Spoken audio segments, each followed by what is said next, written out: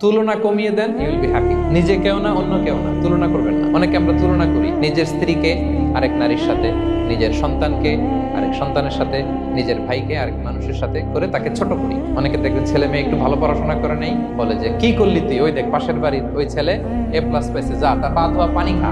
Common কথা, এটার একটা ভালো ব্র্যান্ডিং করা যেতে পারে, মানে A+ পাওয়া ছেলেদের পা ধোয়া পানি এরকম মিনারেল ওয়াটারের বোতলের মতো বিক্রি করলে ভালো ব্যবসা হবে। কি বলেন? এটা হচ্ছে আমাদের মুরব্বীরা, টিপিক্যাল মা বাবারা এটা বলে। ভুল করেন, ওনারা বুঝেন না, ওনারা বুঝেন না। কখনো কম্পেয়ার করবেন, এটা করে আপনার ছেলের মনোবল আপনি আগেই ভেঙে দিচ্ছেন। আপনি দায়ী আপনার ছেলে কিছু না পারার কারণে। আপনি সাহস দেন নিজে, পাশে থাকেন নিজে।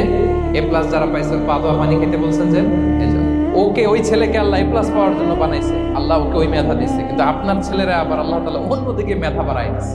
সে ওইটা পারবে, ওইটা ওই A+ ওয়ালা জীবনও পারবে না। আপনার ছেলে যেটা পারবে 10টা A+ হোল্ডার ওইটা পারবে না, কারণ প্রত্যেককে আল্লাহ আলাদা আলাদা ফিচার দিয়ে, কোয়ালিটি দিয়ে, ইউনিকনেস দিয়ে পয়দা করেছে। প্রত্যেককে আল্লাহ অনন্য করে বানিয়েছে। আপনার তুলনা আপনি নিজেই, আপনার তুলনা হয় না, আপনি জানেন না আপনার মধ্যে যে পটেনশিয়াল, যে কারিজমা, এটা আপনি বের করে আনতে পারেন না। ওই যে ওগুলো বলছে পাতোয়া পানি খা, লেখাপড়া করলি না, কিচ্ছু করলি না, কিন্তু আপনি দেখা যাবে অনেক বড় ব্যবসায়ী হবেন, আপনি অনেক বড় দানবীর হবেন।